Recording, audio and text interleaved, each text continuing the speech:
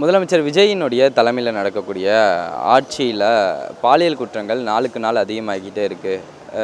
விஜய் வந்து வாயை திறக்க மாட்டேங்கிறாரு அப்படின்னு சொல்லிட்டு டிடிவி தினகரன் வந்து ஒரு குற்றச்சாட்டு வச்சுருக்காரு. இதை மக்கள் எப்படி பார்க்குறாங்க அப்படின்னு சொல்லிட்டு மக்கள்கிட்ட கேட்டு தெரிஞ்சுப்போம் வாங்க.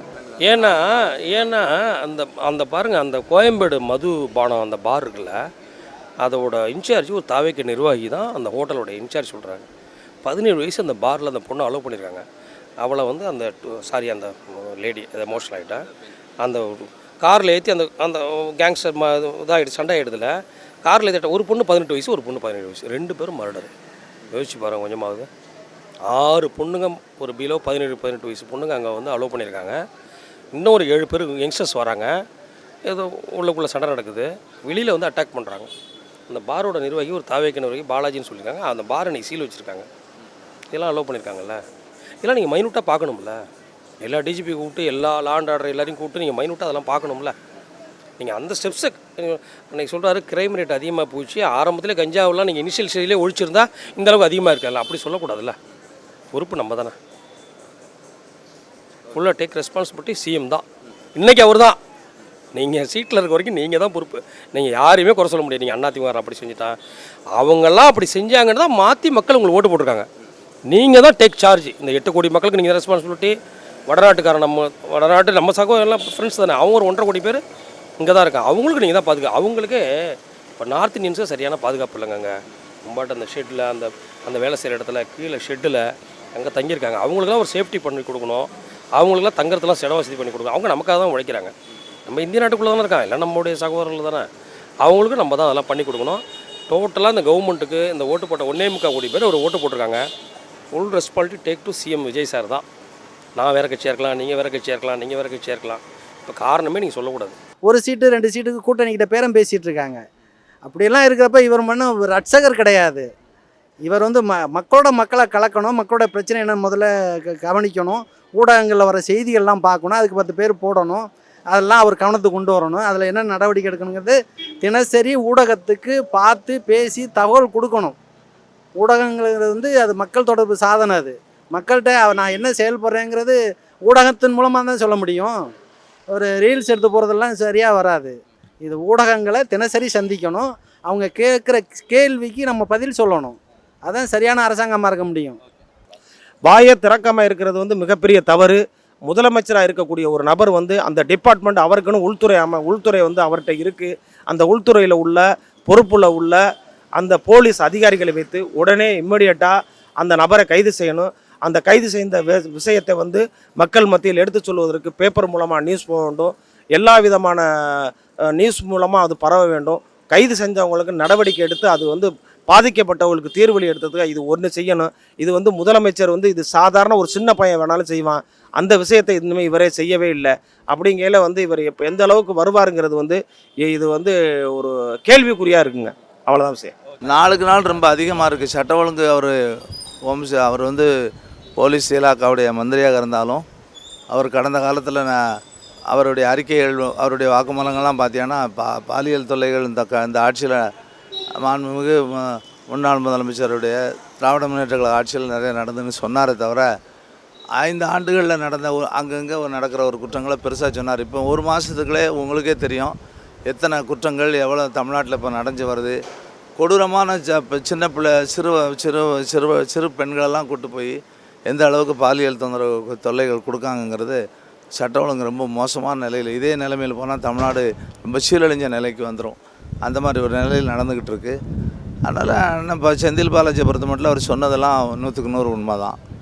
எதை எடுத்தாலும் குதர்க்கமாக பேசப்படுகிற ஒரு முதல்வரை தான் பேசுகிற மாதிரி சட்டமன்றத்தில் அவர் பேச மாட்டேக்கார்.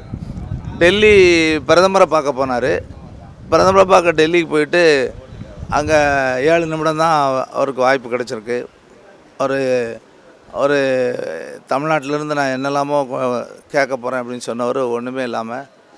ஆனால் என்ன நடந்துச்சு, பிரதமர் என்ன சொன்னார், தமிழ்நாட்டு வளர்ச்சிக்கு நான் என்ன கேட்டிருக்கேங்கிறத இதுவரையிலும் ஒரு புதிராக தான் இருக்குது. அவர் எந்த பேட்டியும் கொடுக்கல, பத்திரிகையாளர்களை சந்திக்கவும் இல்லை. அது அப்படி ஒரு நிலைமையை வச்சுருக்காரு. நான் போனேன், பிரதமரை பார்த்தேன், நிதியமைச்சரை பார்த்தேன், இவ்வளோ கோரிக்கை வச்சுருக்கேன், என்னென்ன திட்டங்கள் கேட்டிருக்கேன்னு கூட ஒரு மாநிலம் இதுவரைக்கும் இல்லாத ஒரு தமிழ்நாட்டு அரசியலில் மாநில முதல்வர்கள் எல்லாரும் டெல்லி போனால் உடனடியாக பத்திரிகையாளர் செஞ்சு நான் என்ன நோக்கத்துக்காக வந்தேன், என்ன காரியத்துக்காக வந்தேன், இதெல்லாம் நான் கேட்டிருக்கேன்னு சொல்லுவாங்க.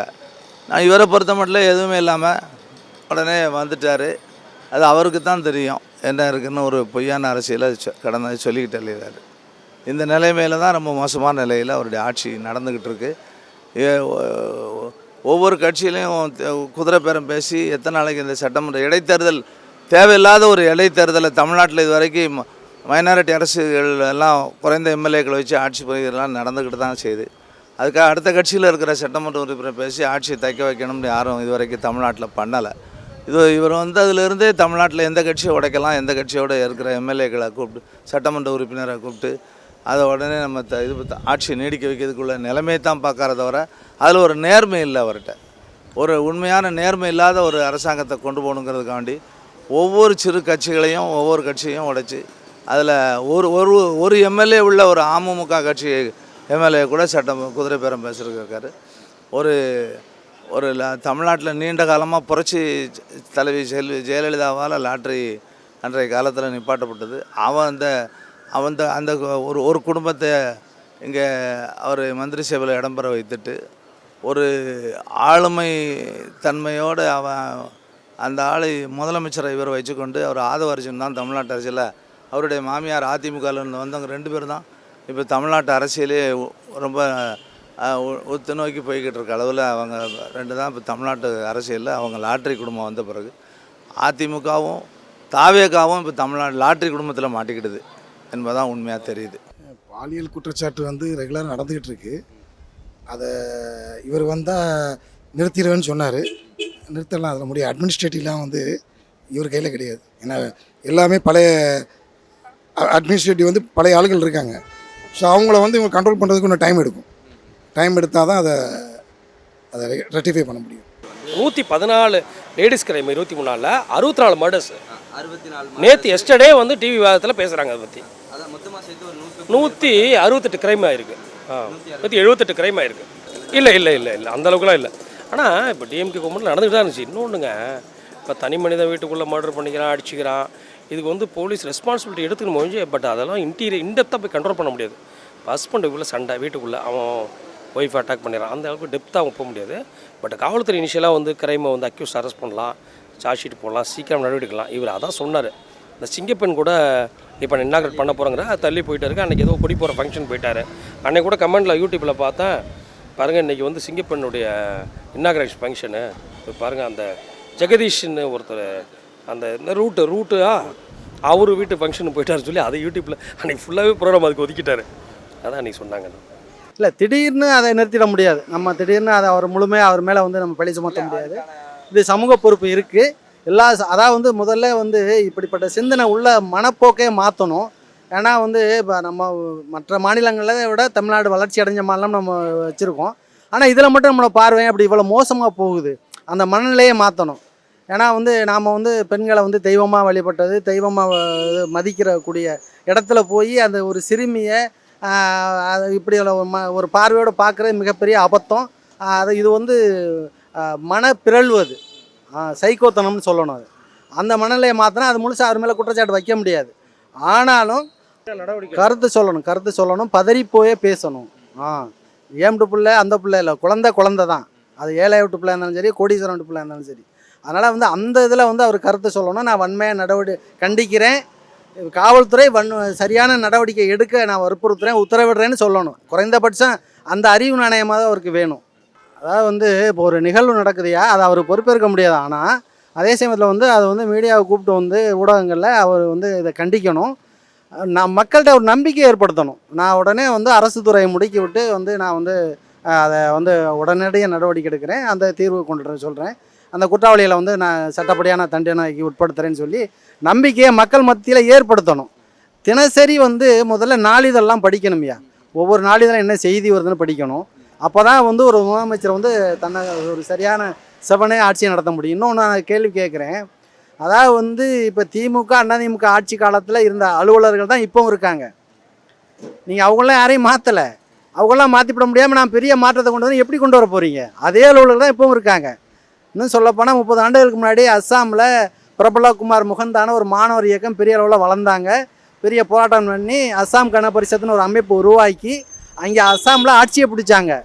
அஸ்ஸாம் கண பரிஷத்து இன்னைக்கு அவங்க இன்னைக்கு எங்கே இருக்காங்க? இப்போ உத்தரப்பிரதேசத்தில் கன்சிராம் மாயாவதி பெரிய அமைப்பு தலித் அமைப்பில் பகுஜன் சமாஜ் கட்சின்னு உருவாக்குனாங்க. பெரிய அளவில் வளர்ந்தாங்க. அங்கே தலித்தினுடைய அடையாளப்படுத்தப்பட்ட தலைவராக அவங்க வளர்ந்தாங்க. இப்போ கன்சிராம் இறந்துட்டார், மாயாவதி இருக்காங்க.